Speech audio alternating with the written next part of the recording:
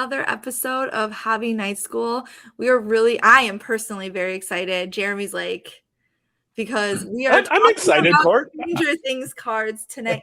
And Jeremy, he has never even watched an episode of Stranger Things. No matter, I've bribed him, I've tried everything, and I cannot get him to watch the show with me.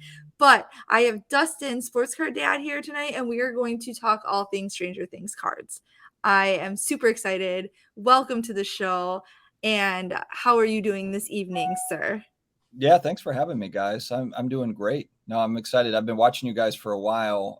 Actually, I first kind of started following you after last year's national. I'd heard of you guys, but when I really started watching was you were some of the only ones putting out content about kind of the national promo cards and your chase for those. And I was like, oh, that's really cool that they were doing all that. So I was hooked from there. I actually managed to build that whole set, and it was blood, sweat, and tears went into that. Let me tell you, it's crazy. The cool thing, that's actually how we got into content. It was like, let's just share like the stuff that we go through, and like it might be seen as corny. People might not think it's cool, but we're old and we're like, we don't even care. So let's have fun with it. And I thought Courtney was out of her damn mind waiting in line 172 hours to get these little packs of cards, but obviously that worked in her favor. But I want to clear something up before we even get started. She said that I'm not excited, Dustin. I am ecstatic because the moment Courtney started cashing those big checks from Fanatics and Panini and all those people throwing that money at her, absolutely. I have not seen a single dime. So if we're going to talk about Stranger Things, I'm going to go ahead and mute it, kick my legs up, and take the night off. So I am elated for tonight's episode. Yeah, I'm waiting for you guys to put up the Fanatics banner like we've been purchased. They're buying everything else. It's you guys next, obviously. Wow. Yeah. Big time purchasing things this week. So, actually, the fun thing about the Stranger Things cards from the National, actually, I'm going to briefly touch on that because I've talked about it before, but I was just standing by the booth because the booth itself at National was super cool looking, and they had like the vending machine with the vines coming out of it and everything. Yeah. And I just happened to be standing there. I was like one of the first people that realized that there was like 2 drops and that you had to wait in line. There wasn't a line. The first day that I was there was no line. Nobody even knew what was going on. I actually ripped those packs. I looked at them. I was like, oh, these are cool. I took them back to the hotel room and I set them down, and I didn't think about them again. And then the next day I'm like, hey, I'm going to try and get another couple of those cards. And I walk over, and by like day 3, you had to be in line because it was like 1 in the morning right at 10 when they opened, and then 1 at 1 o'clock. And I was in line at noon every day. I would get in line at like 8 when I got there, and I'd wait in line from 8 to 10, and then I'd get back in line at noon or at like 11, and I'd have like an hour to go to the bathroom, eat, and then get right back in line. Or you wouldn't get the cards. And yeah, I walked by there and I kept on saying, you know what, I'll come back. It's busy right now. I'll come back. And every time I came back, it was always busy. And I was like, okay, well, I guess I'm just not getting any of these. I didn't really anticipate those cards being worth what they were. But I have another little fun story about that. I posted the whole thing, right? Walking up to the line, I made like a little like mini TikTok about it, putting my money in, or putting your little number in, and the card pack comes out and the bell dinging, and opening the cards and how excited I was. And then I think at the very end, I'm like, I waited 2 hours in line for these 2 cards. Was it worth it? And my TikTok kind of blew up a little bit with people like talking some trash to me about how I was wasting my time and there's no way that those cards were worth it. And then I responded, I'm like, go look what they're selling for on eBay. And people came back and they're like, I stand corrected. I apologize. You were right. That was definitely worth your time. So and that was me buying them on eBay. I listened to it. I bought a couple myself. So yeah, you're right though. It was funny how, because as soon as the show ended, I was looking for them on eBay. I'm like, some of these are going to pop up. I know they're limited, but some of them are going to pop up, and they eventually did, but they weren't cheap. Yeah, a lot of them weren't. So I knew that Court was serious about this. Is like we did a live interview over at the Women of the Hobby booth, And then the next moment, she's like, "Give me $400. Like, give me $400." And I was like, "Okay, cool." And I was thinking, like, in my mind, she found a Patrick Williams card, something, because typically she's like, "Oh, let's talk about this." She's just like, "Give it to me," and I'm like, "Yes, ma'am." She came back and she's like, "I have these VIP badges as somebody who's leaving," and I'm like, well, we're not grading anything, we're like, we're pretty targeted in what we're going after. We don't have to like be those crazies running through in the morning. And she's like, "No, now we can get in and I can get in line."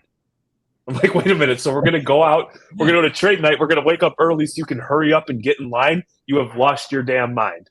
But the happiness that it brought her, and then when she'd show me that, like, this truly is a cultural phenomena, um, she was spot on with that. And so my job at the National then became, get me water, get me a Gatorade, I'm dehydrated, get me a sweat towel, the whole shebang.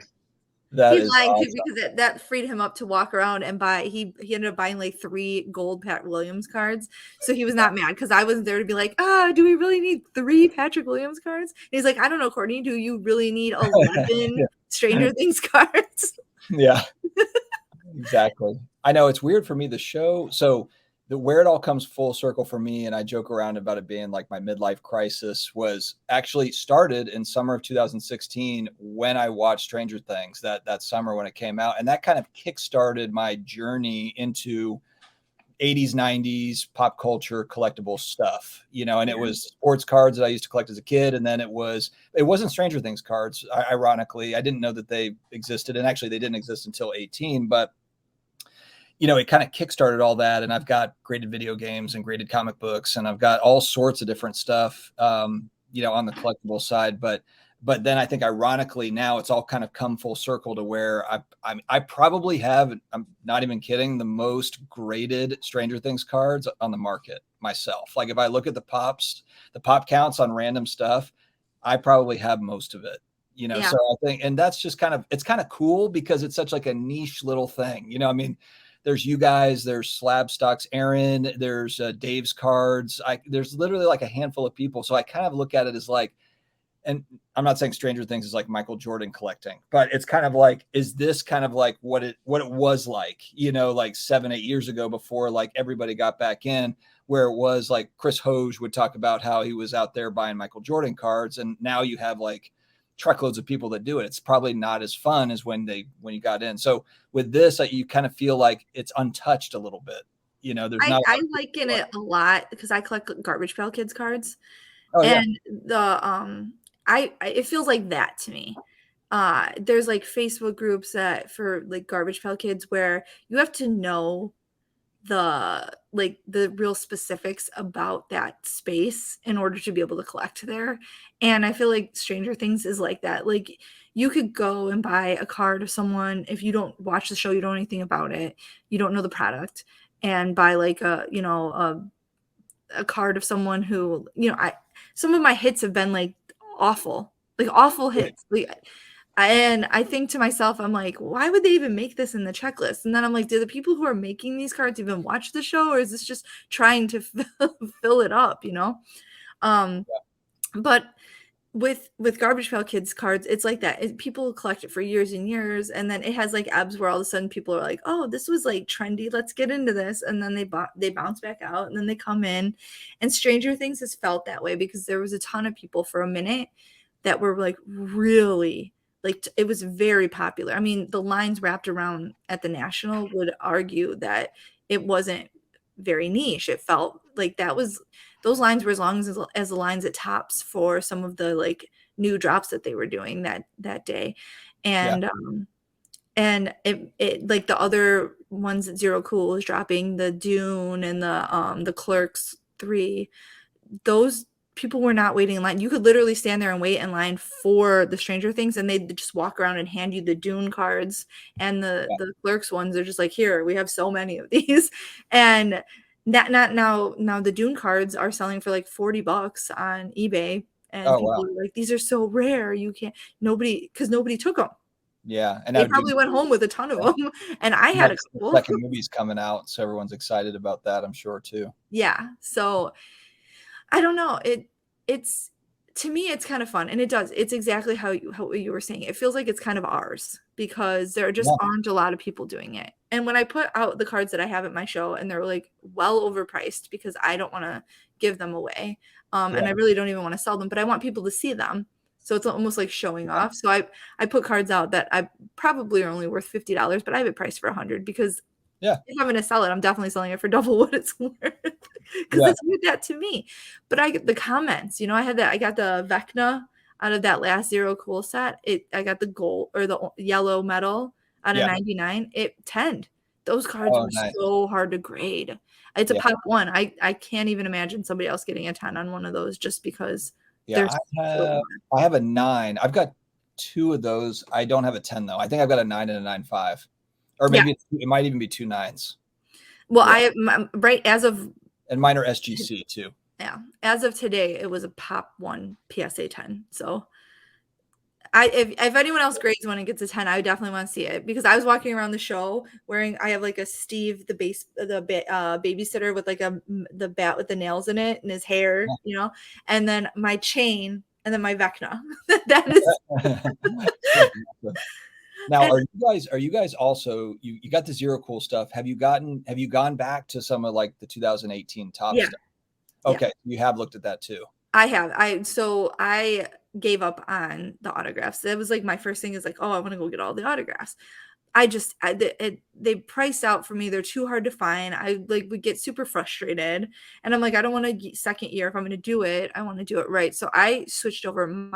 Most of my collection for Stranger Things is sketch cards because I really I started out like younger with the Garbage Pail Kids. That was my first one, and then my sports cards that I like were always the artistic cards. It was the sketch cards. It was the printing plates. It's the tops. Oh, man, when the project cards came out, I loved those. I even like a lot of the artists would come with companion cards, and I would go buy the artist companion cards to go with their tops cards because the art of this was something that was really impressive to me. So loving, Stranger Things the way that I do, the beginning of my hobby being, collecting art cards and my love of art, the sketch cards were really the natural way for me to go. And shout out to Brad Hollister and Kylie for constantly keeping me very much in. Not shout out. I walk past them at a show. They're like, we have more sketch cards. And I'm like, I'll be right there. That's awesome. Yeah, I think so. Let me ask you. Go ahead, sorry, go ahead. No, you first. You go first. Ahead, man. No, I was going to ask you guys this. I was on LinkedIn the other day, and we've heard the rumors that like Luber has moved on to other things. And I saw an official post on his LinkedIn. Is Zerocool still a thing? And what is in the future for Stranger Things? Go ahead. Cards. I've heard not great things about what's going on with Zerocool. I don't know 100%, and I can't say officially, but it does seem like they are, kind of like not gonna do whatever with Zerocool. That's kind of the vibe that I've been getting.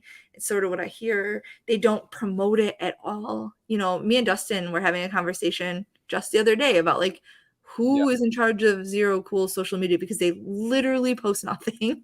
Yeah, it's really frustrating. I mean, they haven't posted in probably like 6 weeks or something. I mean, there's obviously something up. I mean, it's just odd where you have a Fanatics owned brand. Michael Rubin is an Instagram machine. Like the guy is he's a self-promoter. Like he understands promotion. And it's just odd that there's just nothing there. It seems kind of obvious that they're moving. I think Courtney, you had said they're probably just moving. I assume they're going to move it back to tops because it was like their 2018 stuff was just tops. I assume it'll just be tops, but it's sad because like the cards, like you were mentioning the gold, this is probably my best, like of the new one. I've got the blue Murray and I was able to get a 10 on it, but the cards are so damn cool looking. Like they made nice cards, and it's like, it'd be one thing if like the product stunk, and then they just didn't promote it or whatever, but the product is actually pretty good and they're just sleeping behind the wheel and it sucks. Especially I think at the Topps conference, they said that they're going to have a paper set that comes out in the summer and then they're going to have like their like higher end exquisite style, like November is going to be like patches, relics and autos. I'm thinking like, well, who's going to be promoting that us. That's the answer. They're probably gonna, it's gonna be us. I know. And it's really sad to me too, because like Zerocool was on the precipice. I feel like with these Stranger Things, just based on the hype and the excitement at the National, with how everybody was so excited. And they did, you're right, they did. The cards themselves are cool. They had that like 80s feel. It was very authentic to the show's genre. They did such a good job with it. The lenticular cards with this new set is so like nostalgic for me. And I'm sure you too, obviously.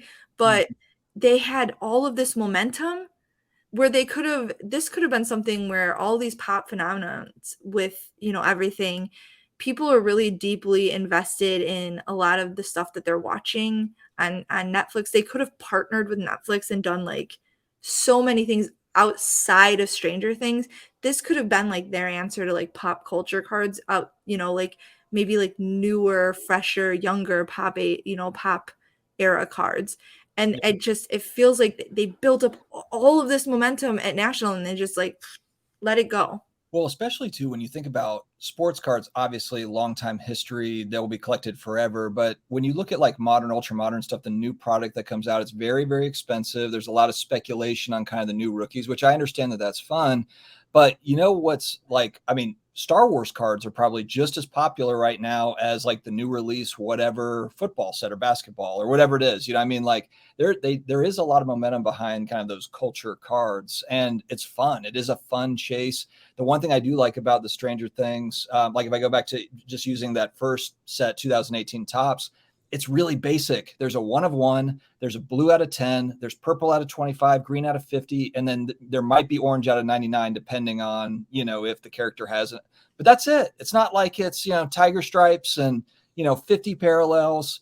Yeah, it's very basic. So it's really easy to understand the checklist and to chase the, it's rare. There's not like a gold shimmer, a gold tiger, like it's not. Yeah. And, and again, there's still money to be made because they don't have to they don't have to print as much because obviously there's not as many people maybe that are chasing this, but it still will sell. Like, that's the thing is like, you can't get Stranger Things boxes anywhere at all anymore. Like I can't find, like, good luck. I found one box and I got a Dustin auto out of it and it was already expired from Tops.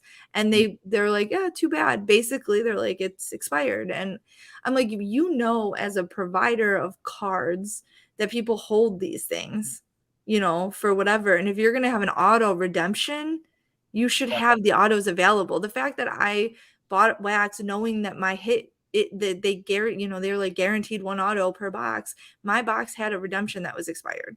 Like that's crap.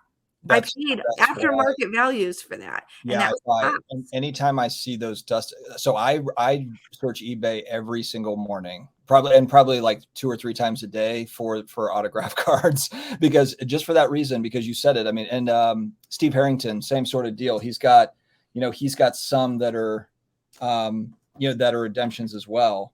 And it's like, if you find one in the wild, you don't know how many there are because how many of them didn't actually even get redeemed. Like it might be numbered out of 25, but like how many are actually like out there, and then how many have been graded, like not many, I mean, it's crazy, but that's kind of the fun that you're talking about. Well, yeah, it makes the scarcity. I think people who don't collect these cards don't realize exactly how scarce they are. Like I would have considered myself an avid collector of Stranger Things cards. I was priced out and just, I don't have the ability to go find them. And they're so rare and so hard to find that when they do pop up now. Yeah. I can't, like for me, these are solely PC, right? And I'm sure they are for you. Yeah, they are. I mean, well, so I've also bought a lot of doubles if I can get them. So it's kind of more of like, if I can get it at the right price, I'm okay with having, a couple. Like I've got there's a series 2, like triple mom auto card that's numbered out of 10. I have 2 of those, but that's cool. Part of that is because I found one was $300 and I won one at auction for like $190. They pop, but it's like, you just don't see them. They're numbered out of 10, obviously. So you don't see them very much, but I'm like, if it comes up at a decent price, because you're right. I mean, if you can go on eBay right now and they're there, but it's like $2,000 best offer, $1,500. It's like, that's a lot of money. But, if you can catch an auction here, and they don't pop up much. And I actually, when there's auctions, I hope that you don't see it, because I know that I do. I have it set as an alert, but or Dave or whoever it is, it's like there's not that many collectors for it. So I'm like, please let it just stay at this price, I hang know. on. I know exactly what you're saying. And then, someone was talking to me the other day. They're like, oh, they came up to me at the show and they had like a Millie Bobby, I just had like a brain fart, a Millie Bobby Brown autograph, but it was Pop Century. And they're like, oh, I know you collect Stranger Things. I'm like, oh, this isn't Stranger Things. So, and I love her, but I'm not looking for Pop Century cards. I'm looking for Stranger Things cards. Like, I wouldn't want a Gaten Pop Century card either. Like, I want, the Stranger Things cards. So it is worth noting that because of the scarcity of them, if you know people that collect them, you're actively out looking for them and they're just not there. And that's why it's so like frustrating with Zerocool. Zerocool is almost on the same release schedule as Stranger Things it is itself. You have to wait like 3 years for everything to drop. Yeah. I know season 5, it's like, it's gonna be like 2028 before we ever see it. But part of me is kind of like, you know what, that's kind of cool though, because it just extends that process. But of course I want to see it too. But yeah, no, I'm with you. It's really frustrating. But at the same time, I guess, the one thing I really hope though is they had these sets that they were talking about at the Topps conference. I hope they still happen. I hope that it's like, if Zerocool is kind of like going sideways, I hope that they still make them. I'm worried that they're just going to scrap it. I know, and I have a redemption, and I know Aaron does too. We both talked about it, and Oz has one because I watched him rip it. Oh my gosh, let me tell you. It was like one guy in front of me, and then Oz was behind me. The guy in front of me ripped one. His pack had a redemption in it. I did not, but I got a Vecna in that one, so I was excited because I know that those were going, like, already people were trading and buying them in the Zerocool area, and the Vecnas, the 11s, and the Eddies and Max were just so expensive. Yeah. Like, if somebody pulled one, they were selling it right then and there for $200 cash at the National. And I'm like, oh my God, I can't, like, I'm not going to be able to afford this set. Because I limit myself when it comes to like true PC stuff that I will never sell. I can't bring myself to spend thousands and thousands of dollars on something that I can't bring myself to sell, even if it's worth $1 million someday. So I'm like sitting there going, oh, I'm never going to financially recover from this. So the guy in front of me ripped one, and that guy had been in line, and I knew that he already had ripped one. So he got two, and then Oz and his daughter. I was so excited for them though. Oh my gosh, they were so excited. I'm like, if anyone else was going to rip one like that, I was so glad it was them, because she was so happy. His daughter was there, right? Huh? His daughter was there with him, right? Yeah, she opened the pack with it in there. Yeah, and it was a wonderful moment, and I was like, I felt like honored that I got to like participate in it. And you guys, you just went down, right? Yeah. Well, let's talk about that. That had to have been cool. So it's so random. On Instagram, just a person that I'm tagged with on IG, they tagged me on this post from Spooky Empire. Never heard of it. No idea what it was. And it's basically a horror convention. It's like a scary movie convention, where you have like different people show up. Well, Millie Bobby Brown is going to be in Orlando in May. And I was like, wow, this is interesting. I've never even heard of this. And I showed my wife, and I kind of looked at it. I was like, do you think that maybe I could take Rhea down to Orlando? We're in North Carolina. It's about a 9-hour drive down there, which, I mean, we could have flown, but it was like, do a road trip. And I have, 4 kids. It's like, when do I ever get one-on-one time with her like that? We watched the show together. Like, she would freak out. So I talked to her about it, and she didn't believe me. She's 10, just like Oz's daughter. And she's like, no way. Like, we're not going to do that. And I was like, yeah, it's like, I've never done anything like this, but I think this is a real thing. Like, we just go down there and we can do like a photo op. You could do like the autograph, which Oz did, which is really cool. But we just did the photo op, and I've never done anything like that with like a celebrity, or, I've met some celebrities randomly in the wild, but You know, I've never done anything quite like that, but it was really interesting because you have her who's now she's kind of like a huge movie star at this tiny little rinky-dink scary movie convention. I mean, it was like you go to like a card show. We have like a million card shows all around the country that are bigger than this thing.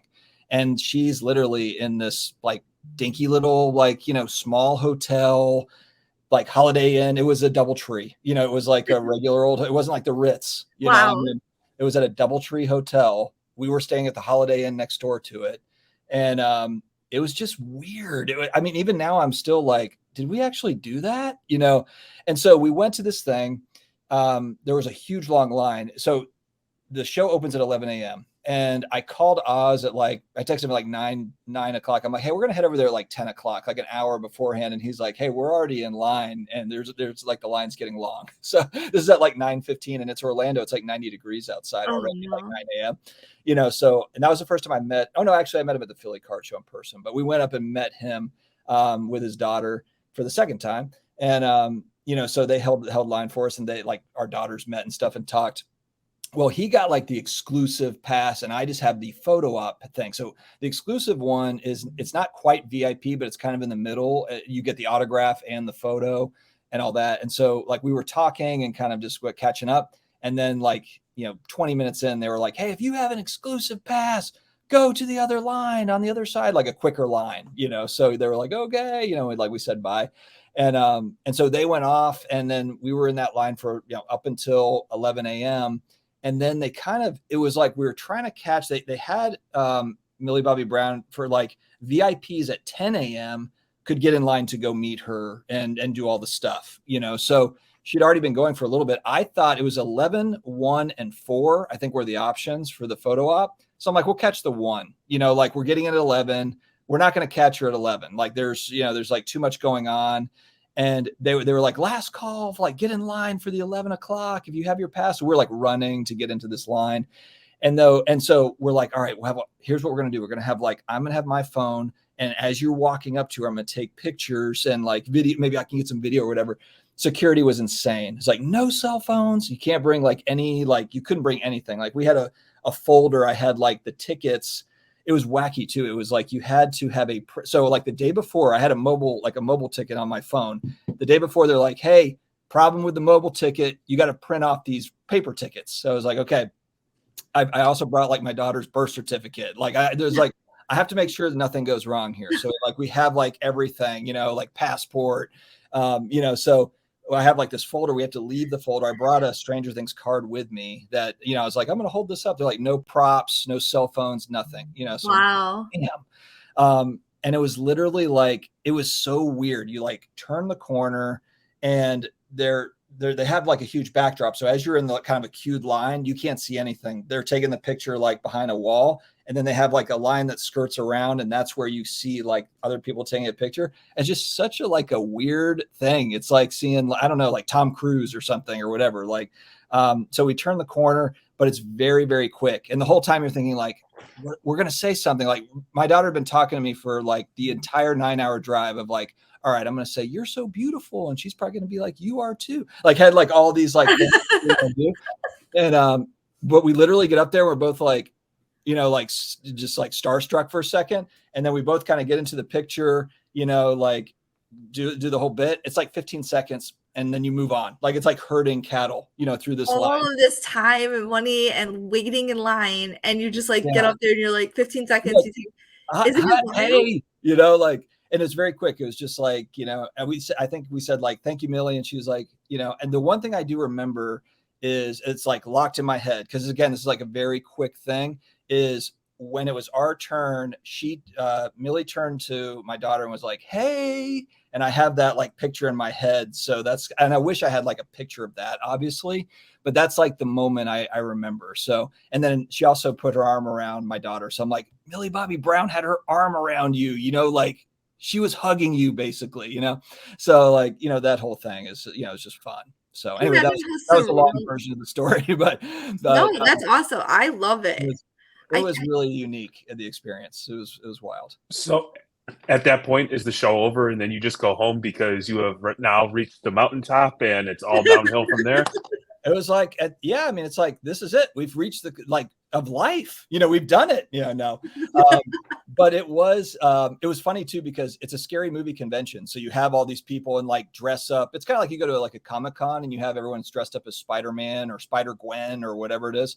It was like that, but it was like Jason and Freddy Krueger. And, I don't know if you guys are scary movie people. But I'm like sitting here thinking, man, that is right up my alley. My daughter would love that too. I'm like, so, I wish I would have known. Next time you find out about some weird they're all over the scary place. movie thing, shoot me a message. I'll be like, I'm coming to Orlando. I didn't realize how many of these things there are. Now, granted, usually it's like the guy that played Jason in Jason 4, and you're like, oh, well, that's cool. I mean, it was weird. It's like you had Millie Bobby Brown and then you had like B actors. I know it sounds terrible to say it like that, but no. Lynn Shay was there. She's awesome. She's been in a bunch of movies. Lynn Shay's been in like a bunch of scary movies. Insidious. She's like the older lady in Insidious. She's also in like Something About Mary.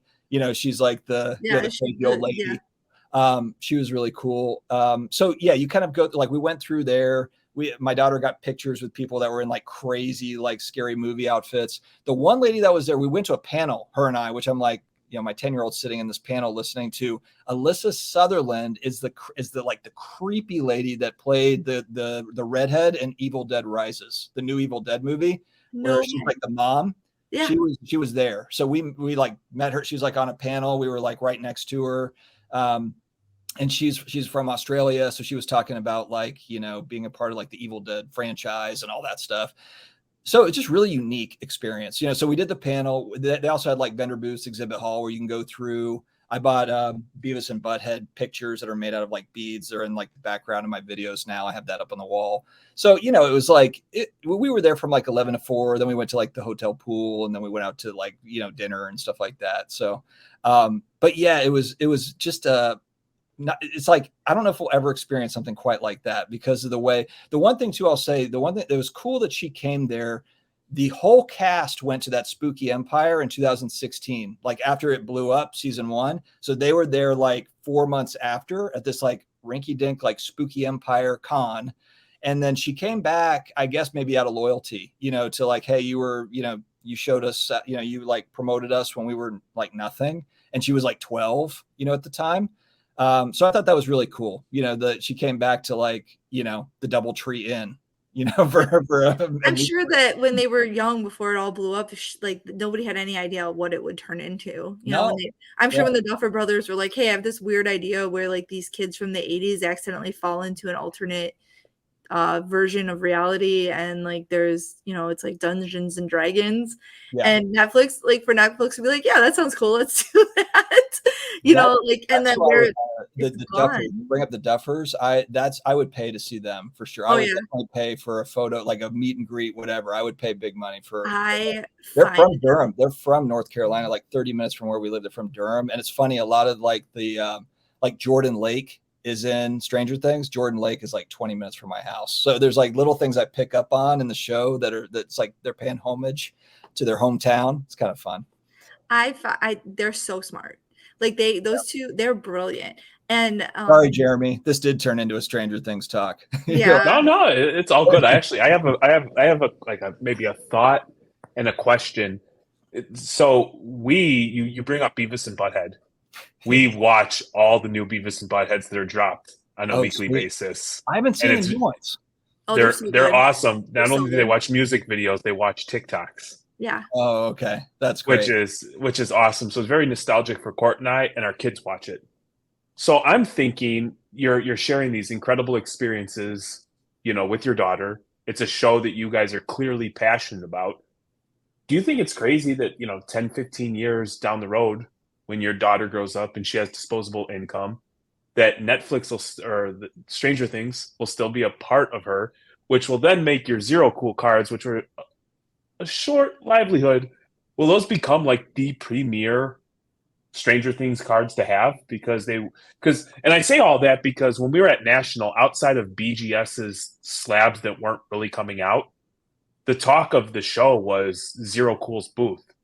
It was a well put together, and people who didn't know anything about that were talking about it. So there's clearly some money behind it. And so I'm just like curious, is like ultimately, like, it might suck that you don't get these releases from Zerocool, but this franchise is clearly popular. There Yeah. is, it's clearly, you know, it's going to go down as an all-time great. I almost wonder if those cards that you guys do have end up becoming like the premier collectible. And I'm also like, you know, factoring the fanatics that they're going to, you know, 10x the industry and trading cards are here to stay. Like those cards might be that much sweeter 10, 15 years down the road because they were such a short shelf life. Well, and I think yeah. it sets up perfectly for the whole, 20-year anniversary. The kids are adults, and it's kind of like how they just redid it. They redid it where it's like the kids and then they're adults, and then if you think about all the prequel stuff, I mean, we're rewatching the show again, me and my daughter, and we're picking up on little things that they keep talking about, that it's obvious that they're going to do more. Now, it might take time, it might take 10 years before they redo it, but yeah, I think there's going to be kind of a Stranger Things universe that and granted, maybe I'm just like the ultimate optimist or whatever, but that's part of the reason why I'm okay. Not to. Yeah, I mean, it's the most successful show that Netflix has ever had in their history. Yeah, I mean, yeah. Go ahead. I feel like there is nothing but upside in like for Netflix to continue on with Stranger Things or spin-offs, or like you said, the Netflix universe, its own thing. I like I said, I put out my cards at shows, and my favorite thing about that is this last show that we were at, Johnny Ford's, I had my Stranger Things cards out, and the theories that people would come up. Did you hear this theory? Did you hear that Joyce is actually one's sister? Like she didn't die, and she grew up, and now she's Will's mom, and that's why Will is so deeply ensconced in all of this, because Joyce is actually his sister, and that 11 is his daughter, and so she's technically Will's aunt, or Joyce is technically her aunt, and they're all family, and that is why this is happening. And I'm like listening to this, and I'm like, well, I heard the one is 11's father, I heard that one, but I never heard and then they're like, I'm like, no, he killed his sister. And she's like, no, if you go back and watch, she just passes out. You don't know that she died. And I'm like, I'm gonna have to like put spoiler alert up when I put this out. Sorry. But yeah, the cards, a lot of time, like look what the cards did for you, like collecting these, watching the show. Now you're driving to Orlando with your daughter to spend 15 seconds to meet one of the actors from the show. And this is a memory you're going to have for your whole life. And this is going to be a core memory for her. So when she grows up someday, and all those other kids that were at that show, they're going to remember this. And when it's like the 25th anniversary of Stranger Things, and people talk about the cards, or they do like Topps does a re-release of like, Stranger Things cards because it's the 25th anniversary, all of a sudden, these vintage cards. Right. Well, it's kind of like with Jeremy, when you were talking about like, just could these be premier collectibles? The one thing that's different from like if this show came out 30 years ago, I don't know what another example would be, like 91 Ninja Turtles cards that they had. If they had like big chase cards in 1991 with autos that were numbered out of 10, those would probably be big cards today. I mean, assuming the franchise was still popular and all that stuff. But yeah, I mean, that's the thing, because of the scarcity. It's like you don't need to have it be like a million people love Stranger Things cards. All you need is like demand to go up like 10%, or like Steve Aoki wants them, and it's like, well, if the whales want it, but there's only like there's only so many of them out there, then of course you're going to see the prices rise because there's just nothing to get. Yeah. So, that's like such a great point. And it is the nostalgia. And maybe like Ninja Turtles is such a great example too, because they didn't have cards, but look at what the comic books go for. With the old Ninja Turtles comic books go for. They're like in golden auctions all the time, and you're just like, it's an insane amount, where I like see it and I'm like, oh my God, I would love to have that. I don't collect comic books, but I love Ninja Turtles. And then I look at how much it costs and I'm like, well, I'm not going to buy that. But like somebody who like us who has these cards are like, you're like, someday you're like, oh, I could afford those cards when they came out. And then in 25 years, all of a sudden someone's looking at them like, oh, that's really cool. I really want that. And I have the money to buy it because, when I was a kid, I didn't have the money, but now I'm an adult and I can buy what I want to buy. And I don't care if these cards are $10,000, One thing that's cool too is I was thinking about this today. Oz got an autograph from Millie there, and she signed it MBB with like a heart. If you look at like his card. So I bought my daughters a couple of cards that she had signed years back or whatever on Stranger Things cards, just on regular ones. And she signs it Millie 011. Like, so when you think about like sports cards, you think about like inscriptions and like what makes an auto different and stuff. Like her auto has changed. So like those cards are going to have like 11 on them. But she probably, like, if you look at her, she's ready to like move on to bigger, better things. Like she's ready to get on with like other shows and movies and all that stuff. So she's kind of moving out of the, like, I love Stranger Things for kind of getting me, making me famous, but now I'm ready to do all these other things. She'll probably never sign 11 on anything again. Maybe she will, down the road, but that's kind of a cool, like time cap, like a period of time, that's like on that particular card. Yeah, it's like watching like Miley Cyrus. I'm sure when she was like young and Hannah Montana, and that was like the greatest thing. And then they hit a certain, like, child performers, actors, whatever, they hit a certain age where they do not want to be associated with that. Like that's not, they feel typecast or whatever. Yeah. And they want to, like, they have outgrown that role and they want to do something different. So that is such a good point, and I never would have thought of that. So that's great. That she's going to come back to it. So what she'll do now, I mean, she's a kid. She's 19. I have a 19-year-old daughter. Like she's ready to go tackle the world and do all these big drama stuff. But it's a guarantee that 10 years, 20 years down the road, she's going to come back to it because it's going to be nostalgic for her. It's going to be like where her career started. Maybe when she has kids and she's like, oh, look at mommy be 11 in this show that was so wildly popular. And, look at all these t-shirts with my face on it, and look at these cards, and look at, all of this stuff that, like, that's where we, this is kind of where I came from now. And I totally like, look at Gwen Stefani is going through that phase right now. She's been like redoing all of her old music videos and like her old looks from those music videos from like the 90s. And I think we all do it, so of course she's probably going to. And I think, nothing can be this wildly popular and have the people involved in it not have it be something that's just like developmentally who they are, especially as children. Yeah. Yeah. I love the autograph piece too, because it was like, I remember we got our first Giannis auto. It was like a 2017 or 2018. And you're like, oh, that's cool. And then you show it to another Giannis collector and they're like, yeah, no, you have to go and get when he was a rookie and he wasn't coveted and he would sign his full length name. Or when you go into baseball and you get like Bowman first, where the autograph has changed when you hit that stardom. And that's like just another level of collecting. So I think it's a great point that, is applicable to pop culture cards and MBB or Millie Bobby 2011 or whatever the hell she calls herself. Yeah. It's all I wonder if Patrick Williams will change his autograph because it's pretty distinctive and he's a young kid. I wonder what it'll look like. Next Jordan. He's going to be too good for his current autograph. I mean, it's a P and a W. I don't know how much less it can become, but why not? Maybe he'll start, signing the full name or something. Who knows? But I know it's a very distinctive though. It's not just like, how they just like do, he like writes it and they're like combined. It's pretty dope.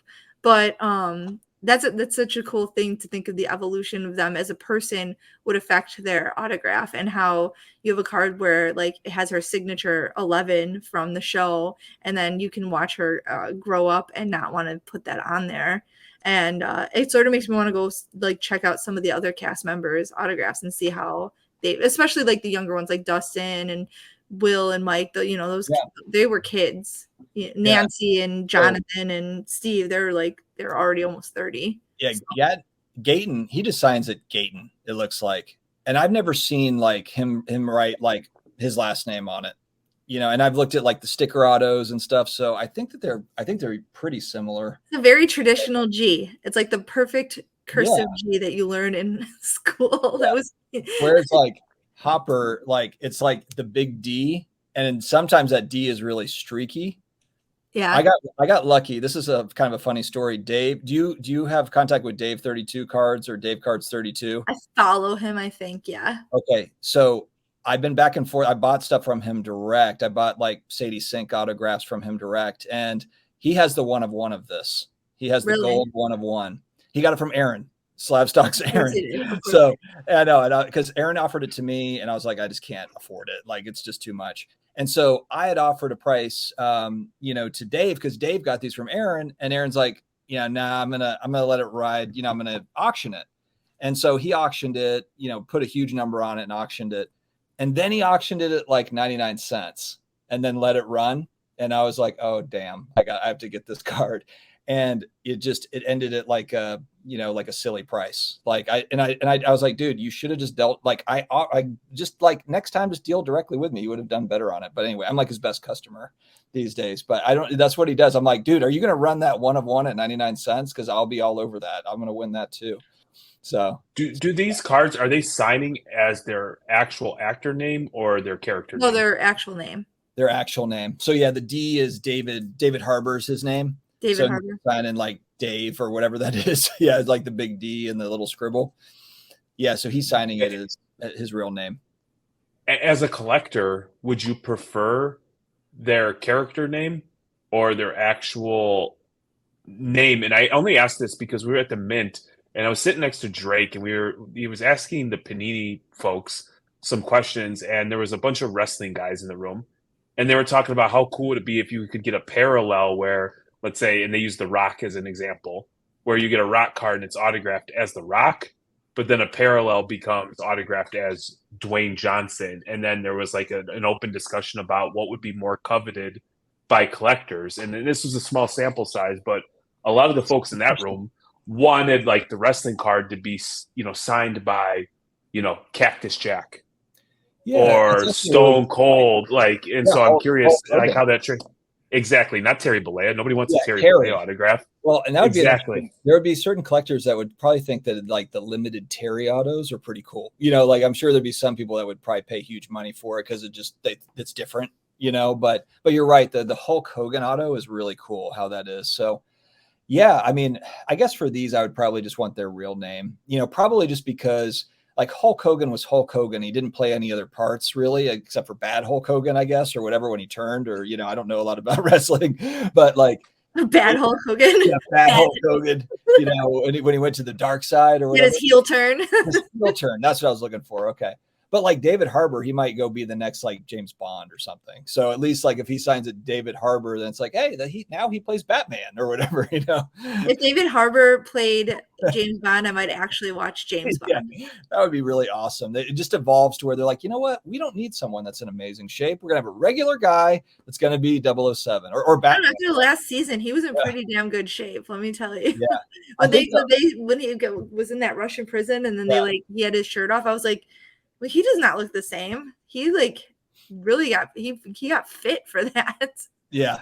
Well, I think he said something like, don't expect that look in the next season or something. Like he's putting a few more pounds back to his fat and happy self. He's got the dad bod thing. Yeah. I'm telling you, I love that guy.